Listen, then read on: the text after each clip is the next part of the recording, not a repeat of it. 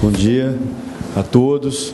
É com muita alegria e honra que eu estou aqui hoje para bater um papo com vocês e em 20 minutos aqui expor de uma forma geral o que é esse tal de Fashion Law, que se fala agora em algumas partes do mundo e começa a ganhar corpo no Brasil também.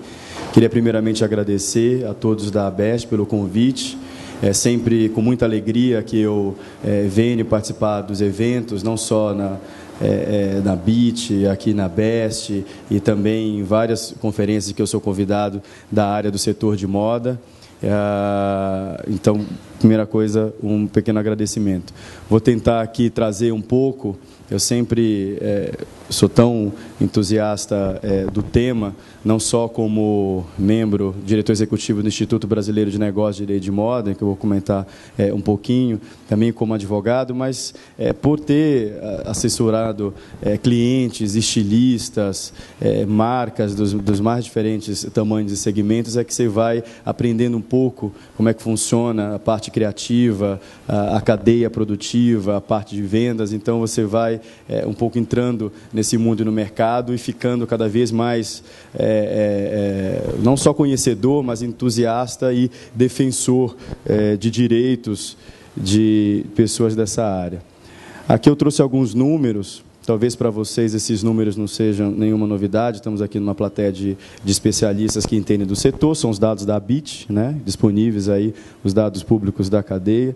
Nem vou citar um a um. Os dados estão no próprio site da BIT. Para vocês que é uma plateia especializada, conhecem bem os números da moda brasileira, sabem quais são, com relação ao setor, os nossos ganhos, os nossos desafios.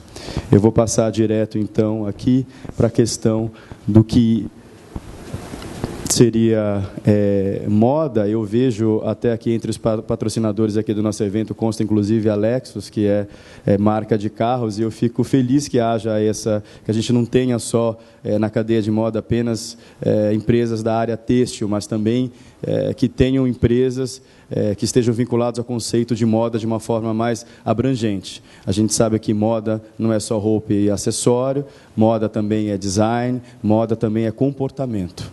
Então, quando a gente fala na questão do conceito de moda, é claro que muitas vezes a gente afeta a questão de roupas e acessórios, mas eu, inclusive, já fiz trabalhos, contratos, enfim, com empresas e pessoas que tratam desse conceito mais amplo de moda, que hoje está presente nas casas, em design de interiores, em hotéis, até o próprio Marcelo, que é um amigo, um cliente, desenvolvendo aplicativos, gadgets. Então, com relação à moda, sempre num conceito amplo.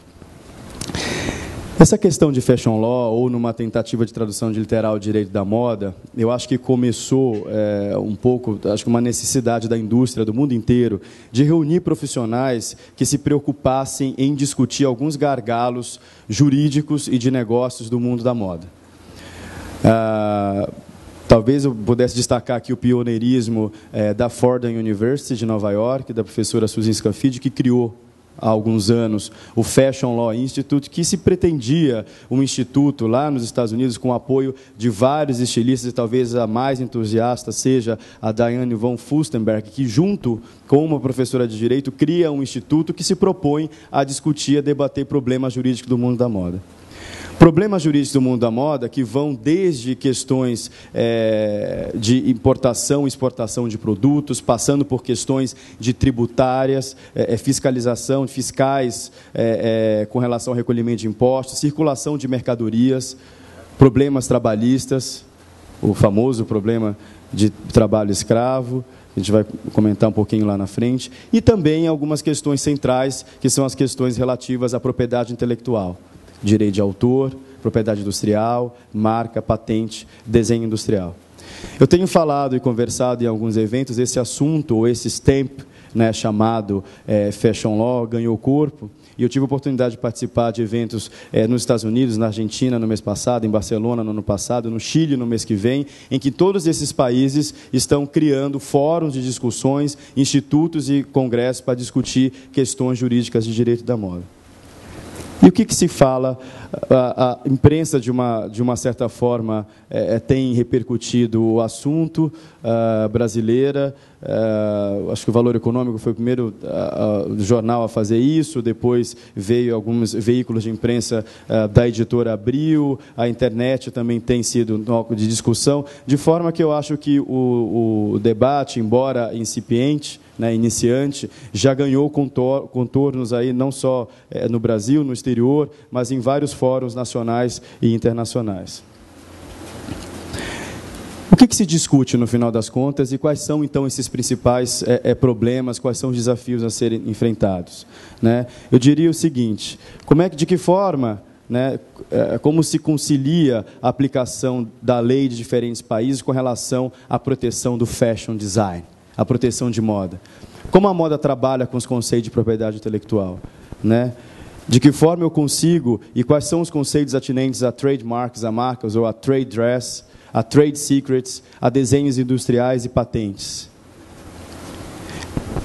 A questão do e-commerce, o aumento das vendas online de marcas brasileiras, os exemplos de sucesso da Netshoes, por exemplo, um dos pioneirismos da O Que Vestir como um dos sites de venda e de consultoria de moda, também são temas recorrentes. A questão do direito do consumidor, a questão de etiquetagem, quais são os procedimentos legais a serem seguidos, que tipo de sanção legal, os lojistas e comerciantes estão sujeitos, quais são as regras de compliance que devem ser surgidas, que devem ser seguidas. Tudo isso são questões relativas a direito de moda. Que mais? Processo de fabricação, de licenciamento e distribuição. Como funciona a dinâmica da indústria fashion no que diz respeito à fabricação, licenciamento e distribuição de marca.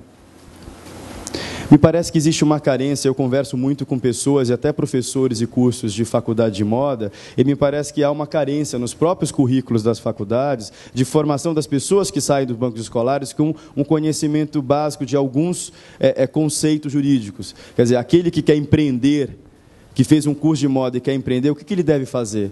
Como ele abre uma empresa? Quais são os cuidados fiscais que ele deve tomar? Claro que ninguém quer transformar as faculdades de moda, ou dividir aí o currículo numa questão jurídica, mas me parece que existe essa carência nos cursos de faculdades de moda, da mesma forma como existe uma carência também de profissionais do mercado que consigam entender conceitos básicos de moda. Como é que funciona o processo criativo, a questão de padronagem, de tecido, de corte, de matéria-prima.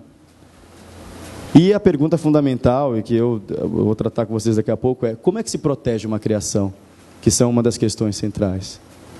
A questão dos contratos e negociações peculiares à indústria. Né? Nós temos diversos contratos, seja na parte de importação de matéria-prima, ou mesmo de produto acabado, até na parte de franquia, por exemplo. O modelo de franquia, eu acho que um dos modelos utilizados no mercado brasileiro de maior sucesso. Marcas que antes estavam restritas ao eixo Rio-São Paulo, hoje estão presentes no Brasil inteiro através do sistema de franquia. Como é que se faz esse contrato? Que cuidados se deve tomar? São assuntos também relacionados à questão do direito da moda. A questão do financiamento para lançamento de coleção, abertura de capitais, que são os IPOs, o movimento em que houve, que aconteceu mais ou menos a partir de meados de 2003, 2004, com a criação de grandes conglomerados econômicos, empresas que vieram e criaram verdadeiros guarda-chuvas em que marcas estão embaixo delas. Estilistas de sucesso que venderam parte do seu ativo e do seu nome, com o objetivo de injetar capital na sua produção e na sua marca, continuar como estilista, mas ao mesmo tempo ter uma penetração maior. Isso veio como uma onda de um processo que já acontecia no exterior. Nós temos grandes conglomerados econômicos de marcas e grifes de luxo, e esse modelo foi replicado no Brasil. Uma das questões centrais, e eu estava falando de grife de luxo, e esse é um dado antigo, um problema antigo, é a questão da pirataria, ou, para usar o termo técnico, da contrafação. São as cópias, as falsificações que a gente vê em mercados, aqui em São Paulo, na 25 de março, no Rio de Janeiro, na região do Saara, mas que não é uma realidade só brasileira. Isso é o que tem no mundo inteiro. Quem já teve a oportunidade de viajar e conhecer os mercados maduros na Europa e nos Estados Unidos, vão ver que esse mercado marginal existe no mundo inteiro. E existe porque tem público muito grande para consumir esse tipo de produto. Se eu não me engano, o último dado que eu tive é que aproximadamente 70% das pessoas que compram produtos falsificados, elas sabem que estão comprando produtos falsificados. Ela sabe que ela não está adquirindo uma bolsa Louis Vuitton verdadeira, uma Birkin Hermès verdadeira. Mas ela adquire porque, de uma certa forma, ela quer pertencer a um determinado grupo social. A questão da contrafação, então, a gente tem a questão do dano à imagem das marcas, o dano à segurança dos consumidores, o dano aos governos que não recolhem os impostos, os desafios de diferentes legislações. Isso aqui é uma situação um pouco mais antiga e de difícil solução. Ninguém tem uma resposta última de como acabar com a pirataria, contra a contrafação de produtos de grifes de luxo ou mesmo de não luxo. É um desafio eterno, mas é uma briga que, no fim de contas, não dá para simplesmente aceitar e ficar de braços cruzados. A questão da sustentabilidade é uma questão também central hoje, né? Não só para a moda, mas também para o direito. As organizações não governamentais têm cada vez mais fechado o cerco a empresas que, por um lado, usam alguns produtos que são considerados ilegais, como peles de animais, etc. E com relação à questão dos temas, né, uso, comércio e exportação de peles e pelos de animais, exploração, comercialização de predas preciosas, qual é o limite disso? A legislação e o acordo de cooperação entre países desenvolvidos e em desenvolvimento. Já existe uma preocupação, mesmo de grifes brasileiras, de fazer uma produção sustentável, mesmo sabendo que ela é mais cara. Quem teve a oportunidade de acompanhar o desfile do Oscar Metzavat, da Oscar, esses dias na São Paulo Fashion Week, viu a preocupação na própria passarela de se tratar de produtos sustentáveis. O Oscar é um dos pioneiros com relação a esse assunto, mas vários outros estilistas brasileiros e também do exterior, existe hoje uma preocupação central com relação à sustentabilidade. É óbvio que é um desafio, né? Seria aqui uma falácia dizer que vamos fazer. Não é fácil. Fechar o preço no final do dia é muito difícil. Ser sustentável é muito caro. Mas me parece que é um desafio irreversível. Existe um planejamento de curto, médio e longo prazo para que, daqui a um tempo, a gente tenha uma produção considerável de roupas sustentáveis. A questão do trabalho escravo é uma questão muito sensível. Não dá para simplesmente, algumas pessoas, às vezes, de forma apressada, e a mídia, às vezes, faz uma cobertura muito parcial com relação a essa questão do assunto, de jogar pedra em algumas marcas, dizer, aquela ou aquela outra empresa faz questão de trabalho escravo. É uma questão também difícil, é uma questão de desafio. Normalmente, não é a empresa diretamente que faz a operação, existe uma terceirização desse trabalho. É uma marca que contrata uma segunda empresa, que contrata um terceiro, que contrata um quarto, que contrata uma quinta, para fazer uma coisa específica, um rebite, um botão, um acabamento, e é aquela que não tomou o cuidado que deveria tomar na contratação. Existe uma questão, uma realidade, aqui em São Paulo a gente tem a situação dos bolivianos ali no Bom Retiro, para dar um exemplo só, mas simplesmente jogar as marcas no caldeirão da bruxa não vai resolver o problema. É preciso que se discuta isso. E o Ministério Público do Trabalho, o próprio Judiciário tem tentado dar alguns contornos. Qual o limite da responsabilidade das marcas? É razoável que a marca que contratou terceiras, quartas, quintas, décimas empresas para participar também seja responsabilizada? Esse limite é ilimitado? É ou não é?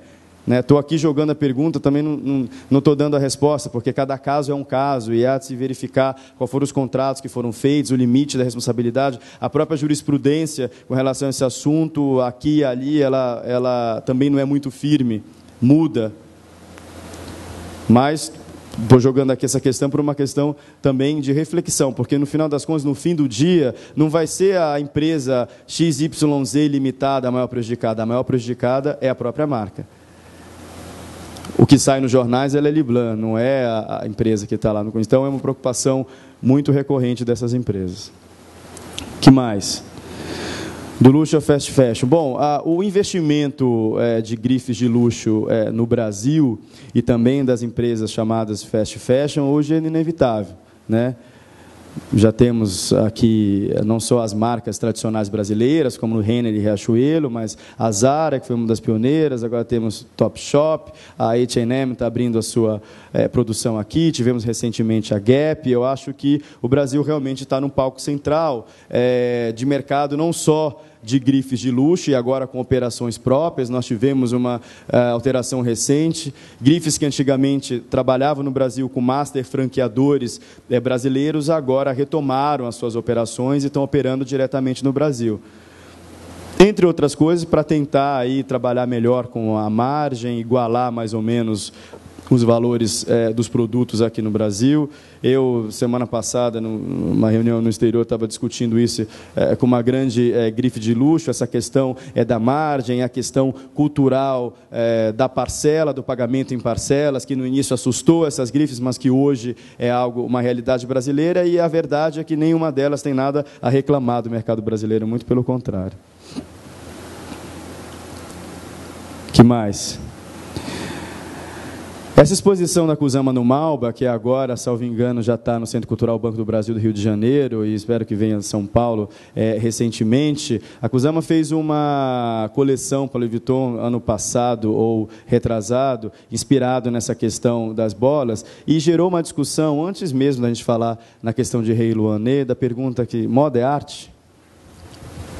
Eu fiz essa pergunta semana passada para um estilista, e todas as vezes que eu encontro com alguém que faz o que a gente convencionou chamar de moda autoral ou slow fashion, eu falei: você é um costureiro ou você é um artista? E cada um me deu uma resposta diferente, e tudo depende.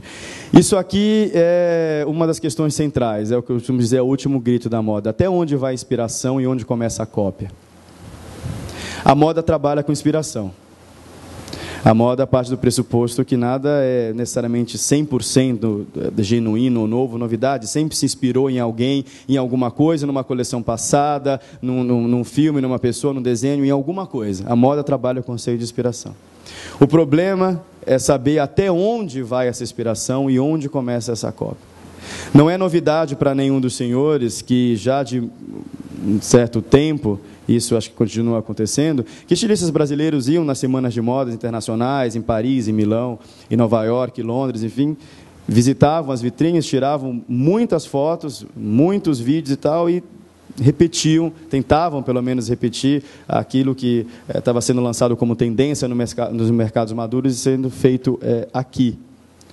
O problema é que essas lojas e essas grifes que antes eram vastamente copiadas e continuam sendo, estão hoje aqui no Brasil. No mesmo shopping, no mesmo centro comercial, lado a lado, vitrine a vitrine, e passaram a se incomodar com essa questão. Às vezes até grifes nacionais, eu tenho clientes nacionais que são vastamente copiados em alguns produtos, né, com seus best-sellers de vendas. E isso que já era um fato dado, e que muitos julgavam como caso perdido, o judiciário começou, há um tempo atrás, a trazer decisões judiciais garantidas, dizendo, não, você pode até aqui, a partir daqui você não pode mais.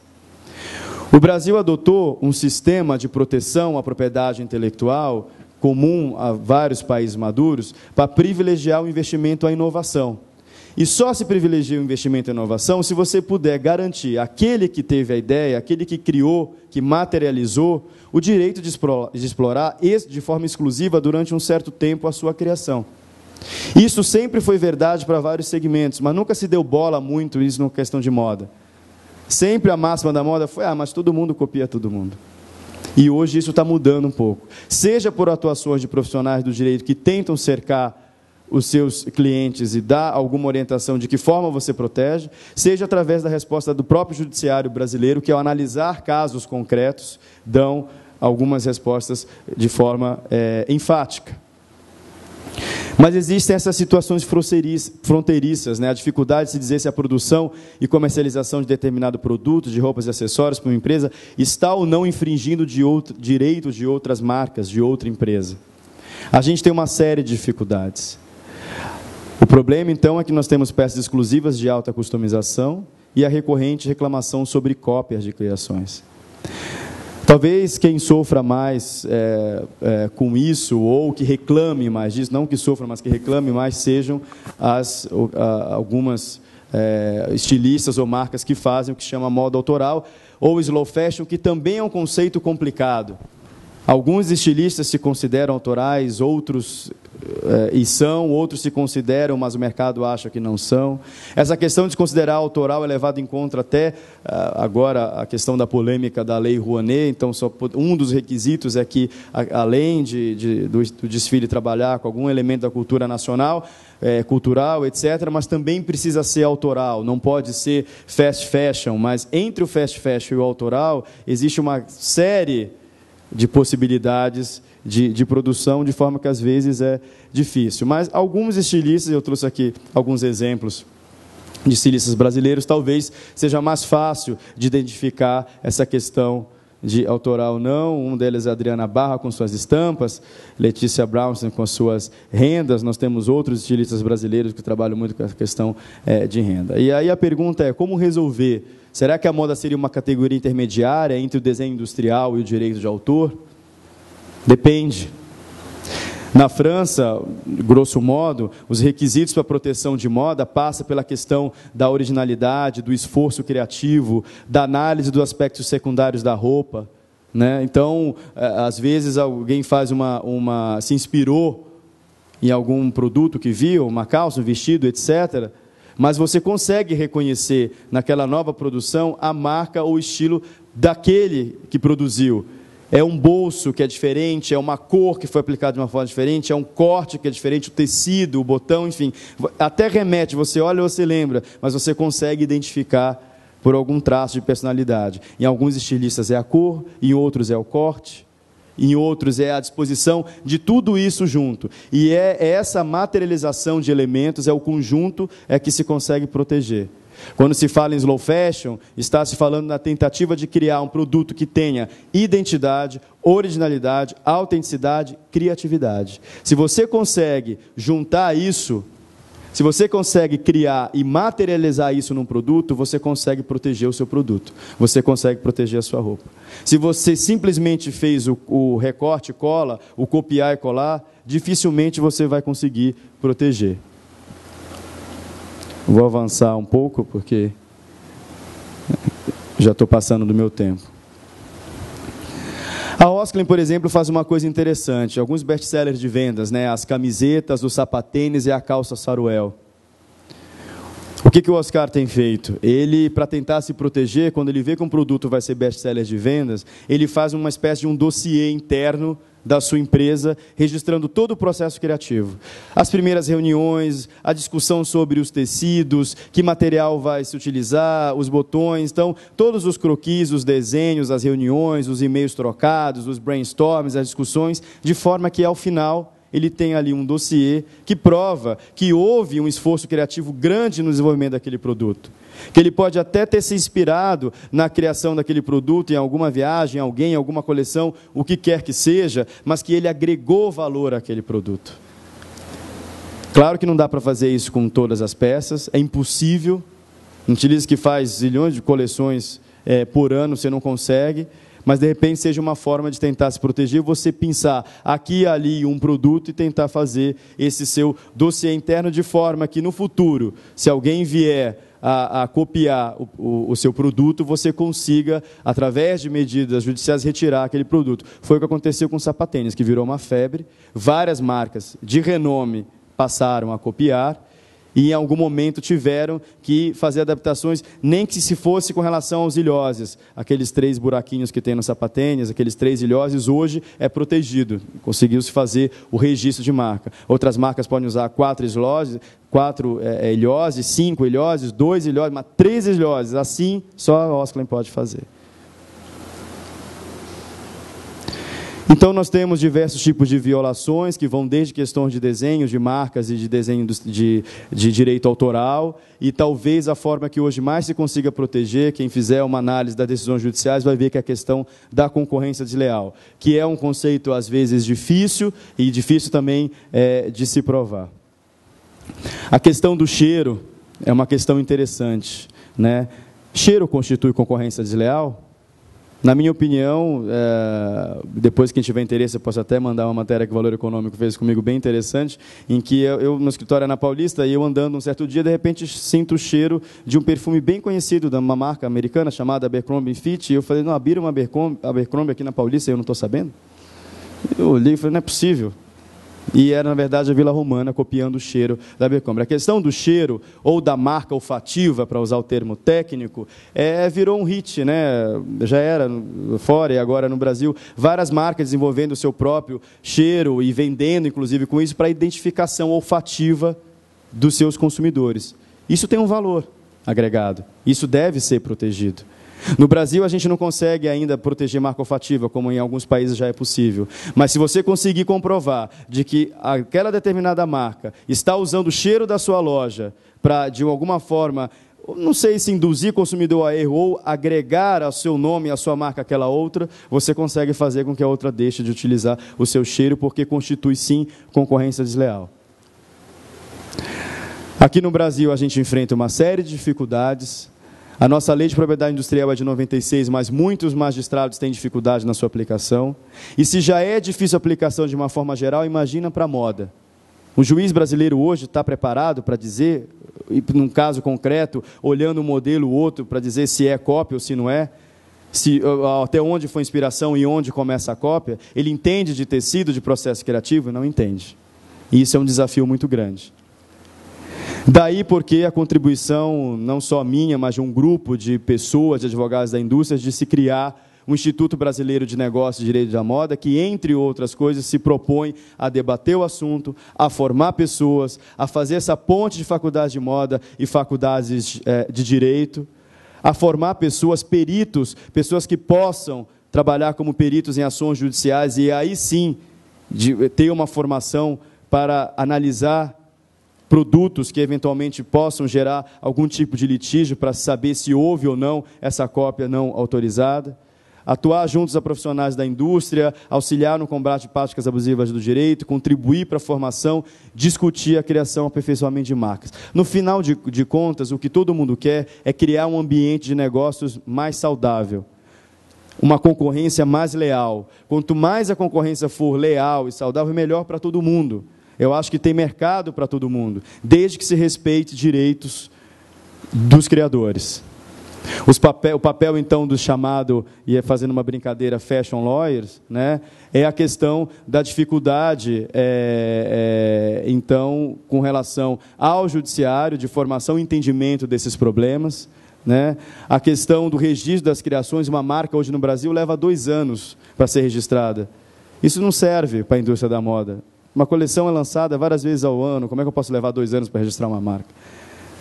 Por isso que eu comentava há pouco, que talvez se resolvesse através da questão da prova da concorrência desleal e não do registro de marca. Mas mesmo assim, ainda vale sim, não registrar tudo, mas uma coisa ou outra, seja de marca, ou seja de projeto de direito autoral, vale o registro. O ambiente de negócio no Brasil e a concorrência entre os fashion players, comentei com você. E a questão das perspectivas, e aqui eu termino antes que os organizadores me expulsem aqui de cima, porque eu já passei mais de 5 minutos do meu tempo, é dizer o seguinte, eu diria que a gente tem um vasto mercado aqui no Brasil, sejam para pessoas, agentes jurídicos que queiram trabalhar nesse ramo, sejam para pessoas da área de moda que queiram dar mais proteção às suas criações. De uma certa forma, para tentar lesar direitos, também há criatividade para que esses direitos sejam preservados. Eu vou encerrar aqui, deixo aqui meus contatos, porque eu já passei bastante da hora. Poderia ficar o dia inteiro aqui falando sobre esses assuntos com vocês de forma mais detalhada, mas o evento tem que seguir. Agradeço mais uma vez a atenção de vocês e o convite da Best. Bom dia para todos. Agradecer o André e, desde já, deixar o convite para aproximar cada vez mais o trabalho do Fashion Law com a Best, que é a Associação Brasileira de Estilistas. Vamos afinar mais. Eu acho super importante a questão de procurar fazer com que as escolas de moda tenham mais conhecimento sobre esses assuntos. É muito vasto tudo que você falou. Realmente, acho que dá para fazer uma semana de seminário, mas é assim que começa. Então, obrigado pela presença e está à disposição o contato do André para todos nós. Obrigado.